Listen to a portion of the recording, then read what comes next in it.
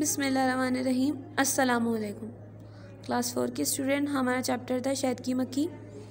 ये इसकी remaining reading है, पेज नंबर 73। ठीक है, अब स्टार्ट करते हैं रीडिंग करना। लिखा है, कहते हैं जिसे शहद वो एक तरह का रस है, आवारा इस चीज़ के खातिर ये मगज़ है। शहद जो है वो एक तरह का रस है जिसे शहद की मक्खी ढूंढती है। ठीक है, जिसके खातिर ये परेशान है, जिसके खातिर ये इधर उधर घूमती है। रखा है खुदा ने उसे फूलों में छुपाकर, मक्खी उसे ले जाती है छत्ते में उड़ाकर। अल्लाह ताला ने इसे फूलों में छुपा कर रखा है और मक्खी इसे कहाँ जाके बनाती है? अपने छत्ते में। फूलों का रस चुरा कर कहाँ जाती है? अपने छत्ते में लेके जाती है, वहाँ शहद बनाती है। ठीक है, मक्खी ये नहीं है कोई नेमत है खुदा की, मिलता ना हमें शहद ये मक्खी जो ना होती। जो शहद की मक्खी है वो अल्लाह ताला की दी हुई हमें नेमत है, हमें उसका शुक्र अदा करना चाहिए। और अगर ये शहद की मक्खी नहीं होती तो हमें शहद कैसे मिलता? शहद कौन बनाता? ठीक है बेटा, इंसान की ये चीज़ ग़िज़ा भी है, दवा भी, क़ुव्वत है अगर इसमें तो है इसमें शिफा भी।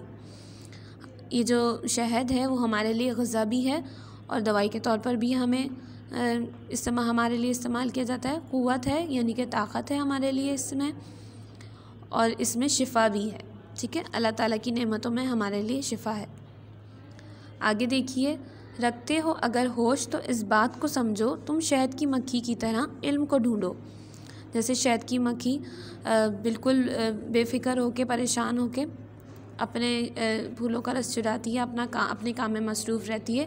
इसी तरह हमें भी अपनी तालीम में मसरूफ़ रहना चाहिए और अपने इल्म में सही वक्त गुजारना चाहिए, यानी कि अपने सारा सही वक्त तालीम हासिल करने में रखना चाहिए। ठीक है, फूलों की तरह अपनी किताबों को समझो, जिसका हो अगर तुम में भी कुछ इल्म का। हमें अपनी किताबों की हिफाजत करनी चाहिए, उनका ख़याल रखना चाहिए, ऐसे नहीं फेंकनी चाहिए कहीं पर भी। अगर आपको इल्म से लगाव है, अगर आपको इल्म हासिल करने का शौक़ है तो आपने अपनी तालीम जारी रखनी है और आपने अपनी किताबों की हिफाजत रखनी है। ठीक है बेटा, अब इसकी वर्किंग की तरफ चलते हैं।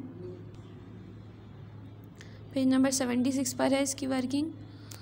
सवाल नंबर 6, इसमें लिखा है शहद की मक्खी का सिफाती जाल बनाइए। तो शहद की मक्खी का सिफाती जाल इस तरह बनाना है कि हमने इसकी खूबी और ख़ामी बयान करनी है। शहद की मक्खी की सबसे पहले है अक्लमंद भी होती है, फ़ायदेमंद भी होती है, मेहनती होती है, अपने काम में मसरूफ़ रहती है, प्यारी भी होती है, अच्छी भी लगती है, खूबसूरत भी होती है, वक्त ज़ाया नहीं करती। ठीक है, ये इसका सिफाती जाल है। आपने इसी तरह अपनी बुक में वर्किंग करनी है। ठीक है, अच्छा जी, सवाल नंबर 7 देखिएगा। ज़बानी इज़हार करना है, शहद की मक्खी की ज़िंदगी से हमें क्या सबक मिलता है, इस मौजू पर आपने बताना है कि आपका क्या ख़याल है। ठीक है, और सवाल नंबर 8 जो है वो स्किप कर दीजिए। ठीक है क्लास, आपने वर्किंग इसी तरह करनी है। अपना ख्याल रखिएगा। अल्लाह हाफ़िज़।